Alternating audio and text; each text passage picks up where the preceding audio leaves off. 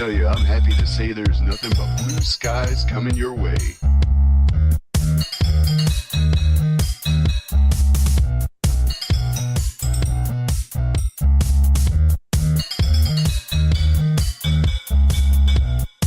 There's nothing but blue skies coming your way.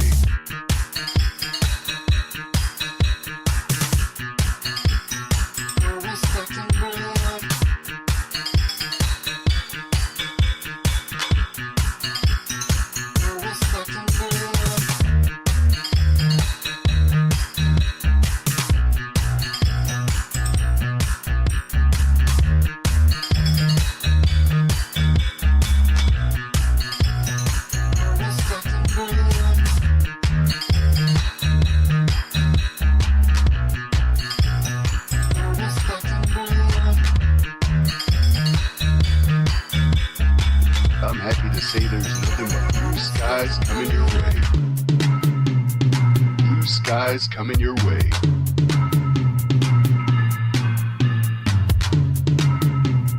Blue skies coming your way.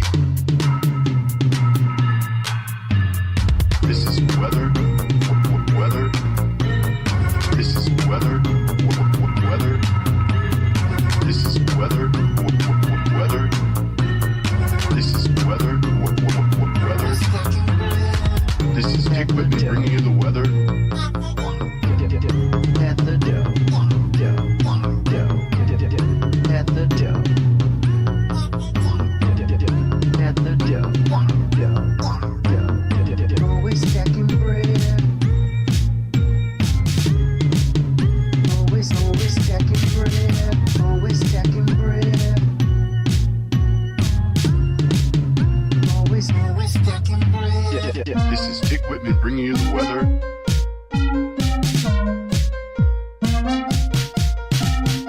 This is Dick Whitman bringing you the weather. And let me tell you, I'm happy to say there's nothing but blue skies coming your way.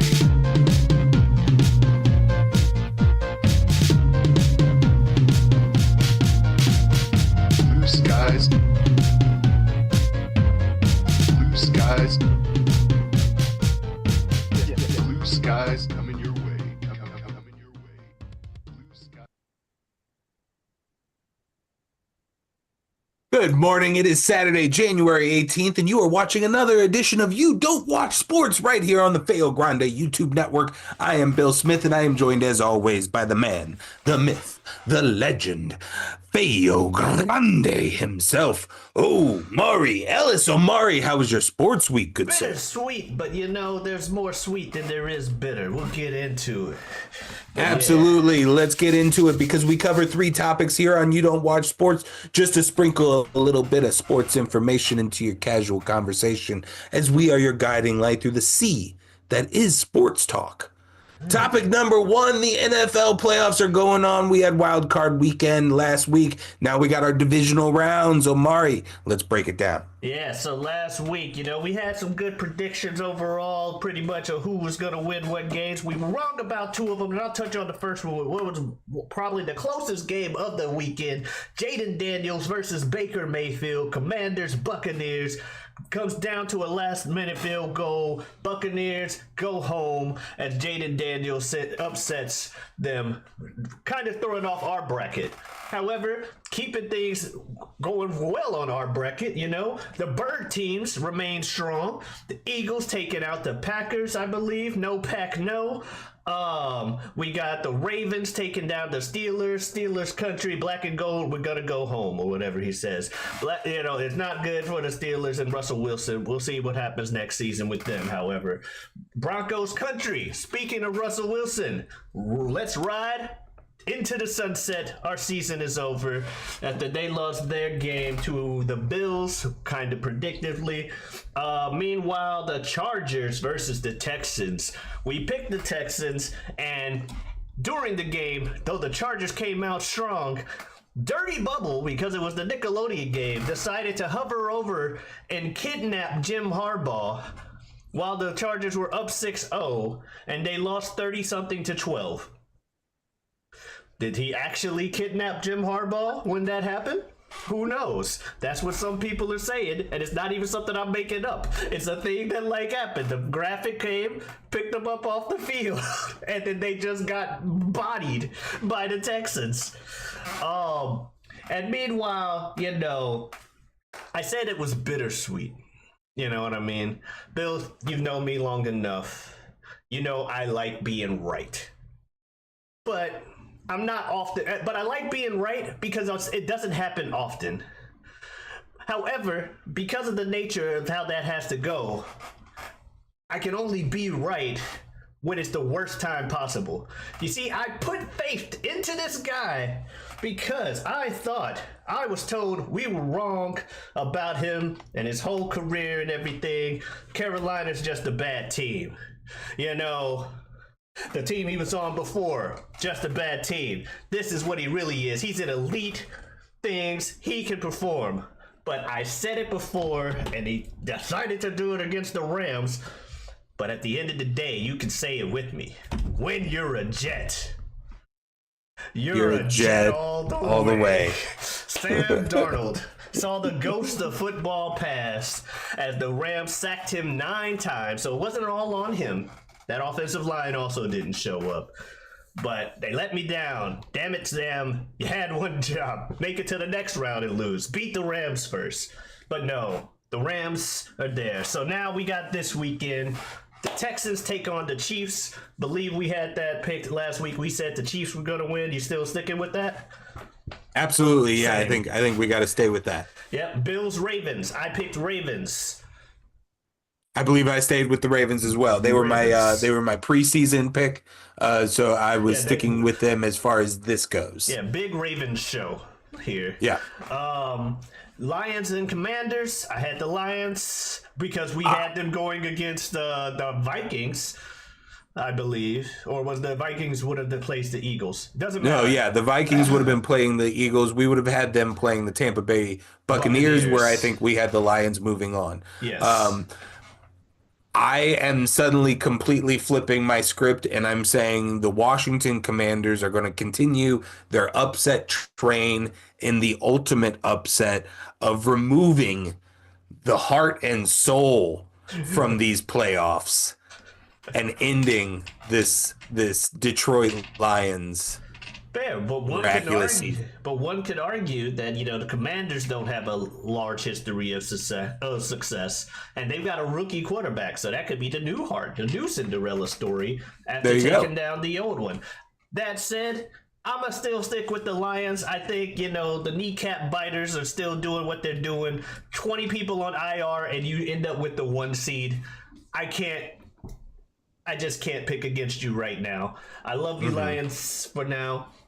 You're winning against the Commanders, and I'm sticking with that pick. Then we got the Eagles versus the Rams. You know me, fuck the Rams. I'm picking the Eagles. Yeah, we both wanted Minnesota in this spot. Yeah, I'm gonna as well go with the Eagles on this one. All right. So yeah, I think we've lined.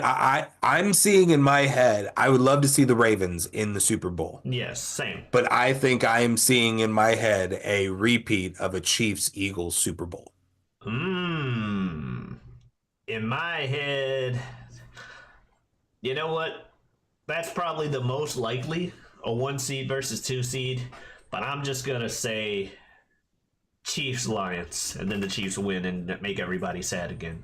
Because they're in that Patriot role now, as far as the nation's concerned. Not in my book, but, in the nation's concerned, they're in that Patriots role now. Yeah. But yeah, so that's the NFL. So we'll see what happens this weekend with that. So over to your area expertise. The MLB's got some news. Absolutely, Omari. We can officially welcome a new face to Major League Baseball. I think we've talked about him a couple of times on this show already in preparation for this offseason. But Roki Sasaki, a young man from Japan who is leaving earlier than traditionally expected for a Japanese professional baseball player. He is only 22 currently, going to be turning 23 very soon. Has been playing his entire professional career with the Chiba Marines, but has been an insanely impressive talent in Japanese professional baseball. Has the height and American skill set that kind of removes some fears that we used to have way back in the day, pre Yu Darvish, pre Shohei Ohtani, where it was like, no, it was a smaller guy. He's not going to throw as hard. It's going to be easier fodder for a American style hitter kind of thing. That has kind of been wiped away, and he's kind of this next person in the Yu Darvish, Shohei Ohtani realm of a big tall guy kind of pitching in more of an American style, still with that Japanese talent and those Japanese framework pitches. Some say like this kid's ceiling is going to be potentially the best pitcher in the league someday. That's the potential of this guy. Team changing acquisition is Roki Sasaki. So, of course, this week he announced on his Instagram that he has signed with the Los Angeles Dodgers. The Los Angeles Dodgers, as you know, won the World Series last year. They currently have the strongest team on paper in baseball before doing anything this offseason. And then they added Blake Snell, a former multi-Cy Young winner. And then they added Roki Sasaki to the mix. Currently, the Los Angeles Dodgers starting five is Shohei Ohtani, Blake Snell, Yoshinobu Yamamoto, Tyler Glasnow, and Roki Sasaki. Every single one of those pitchers, just to micro analyze it to something close to home. Every one of those pitchers might be better than any pitcher in a Cardinals uniform in the last 10 years. Okay. Any one of those guys, potentially. They are all number one type pitchers. And they're all on the same pitching team. together on the same team. And that's before you have Clayton Kershaw, a first ballot Hall of Famer, Yep. career 3.1 ERA guy, currently out on injury, planning to make starts, perform some sort of help for his team this season. You have Dustin May, a former number one prospect, lighting up the world before he went down with Tommy John surgery. He is due back again this year. You have the list goes on and on. They probably have a starting pitching depth in the double digits. They are the best team in baseball, and it's starting to not even be close. So it seems. Now, I do have a question for you because you're more astute on the topic of baseball than I am. Has there been a team like this stacked pitching wise that you can remember? Or even in general? Because this sounds like a super team to put it in NBA terms. Because usually and then especially on the pitching, there have been teams you can take their lineup, which is incredibly impressive on the offensive side of the ball, and you can compare it to teams. Okay. Over the years, the super teams over the years. I think there's not a ton of them, but you can probably find a dozen teams over the history of baseball where you can either say these guys are better than the Dodgers on paper or they match up. Pitching wise, however, usually when you're talking about a super team as far as pitching goes in baseball, it means that you have three guys.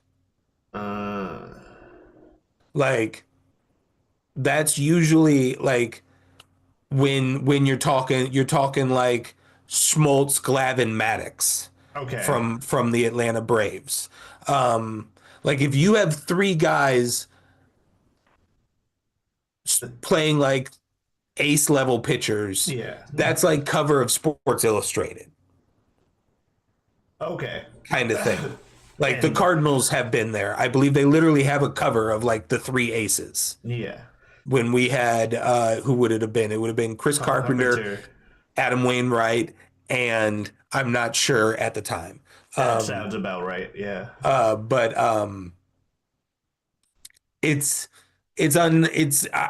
I don't know a comparable, someone even deeper in the baseball world of you, like, because you'd have to start going back to probably like the fucking 50s, the 40s, the Yeah. 30s. Yeah, so I'm not equating Roki to AKD, but the team as a whole and what they're doing with this pitcher thing kind of feels like a Warriors adding KD scenario, like that level of team total.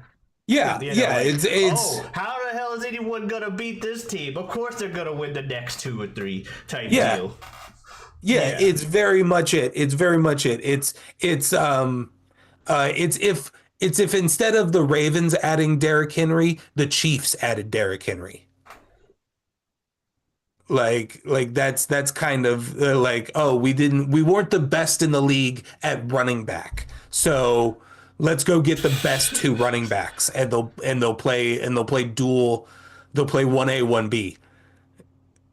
Like, yeah, we're gonna cut their carries in half, but they're fine with it because we're gonna win a Super Bowl. Like, Yeah. yeah, that's what it's like. To find a sports comparable, it's hard to compare. Yeah. Well, look out for people. Look out, people who don't like the Dodgers. You might have a few hard years coming up here.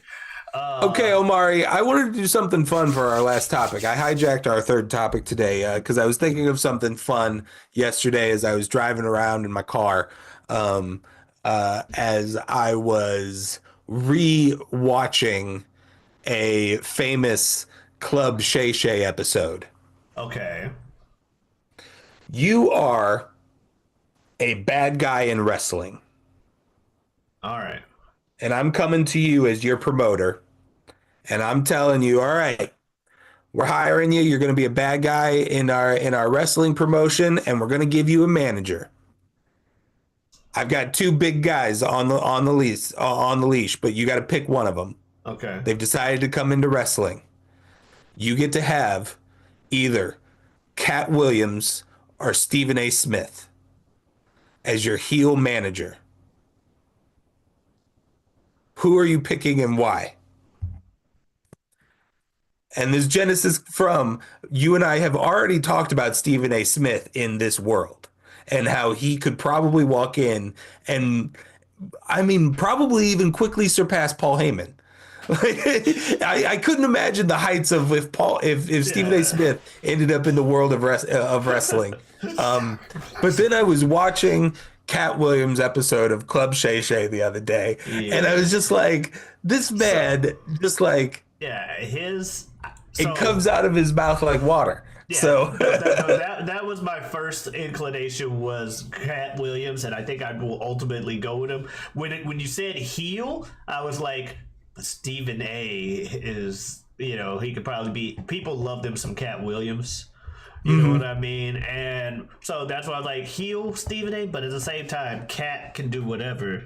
Like, he could be face or heel if he wanted to. And even if we aren't supposed to be the people that you boo, there's the heels that people still find funny as hell and love. right. And I feel like I could, especially with it being me as a heel. Let's be honest. I'm probably gonna be more on the funny side. So I'm going Cat Williams. It's a what if scenario. You're whatever you want to be in this. Yeah, You're I'm 6'8" going and Cat jacked. Whatever. See, here's my thought, and I thought about the scenario, but I really haven't allowed myself to think about it because I knew I was going to talk to you. I knew I wanted to talk to you about it. And so as you were talking, I was starting to try and think of pros and cons. From me as a wrestler, both are going to be great, right? Yeah. I get the feeling that Stephen A is going to promote me more. It's still going to be more about me and how Okay. incredible I am.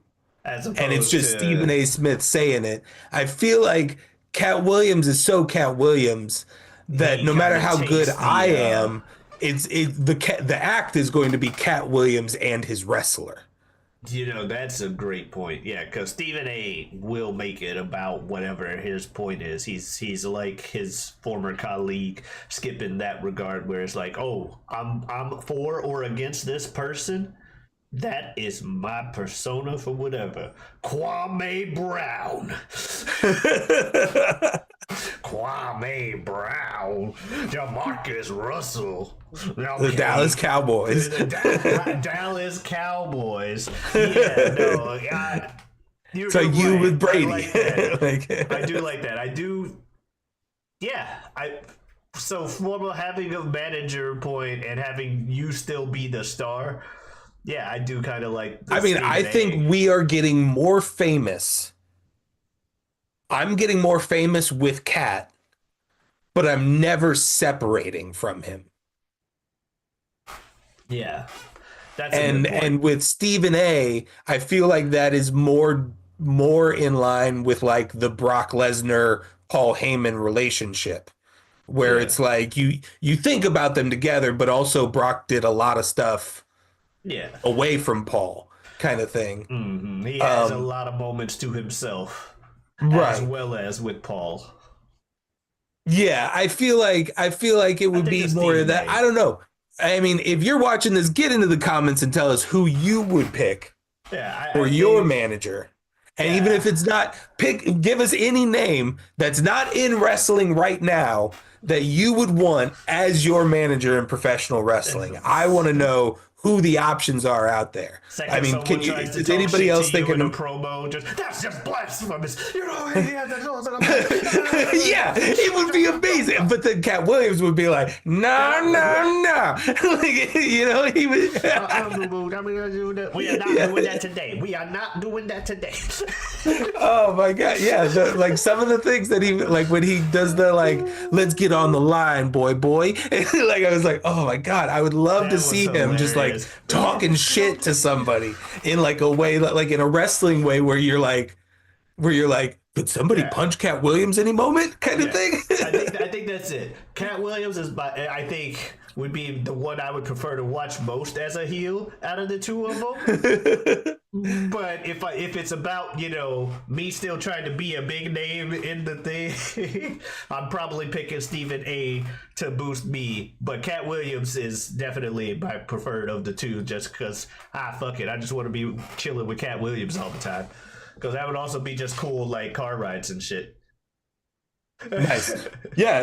If anybody can think of anybody else, get them in the comments down there. I don't know, Amari, if you have any other names that come to mind. But if you like hearing us talk about these kind of random things, we talk about a lot of wrestling focused kind of things over on Mock Draft that comes out every once in a while on Mondays. We'll be coming into, it's the road to WrestleMania, so we got a lot of wrestling themed video ideas coming up and brewing over on that channel, that episode line. We also pass media back and forth called This Guy Hasn't Seen. It's kind of like a movie club, like a book club. One guy has seen something, the other one hasn't, so you make them watch it. It's a really cool concept. Just saying, I think you should go out and do it with a friend of yours. Then we have Whatever We Want, Whenever We Want, whenever Wednesday they want. It is with friend of the channel, Super Jazz. Super Jazz, yes. They just tended to say that one, but yes, it is that we talk about just that, whatever we want.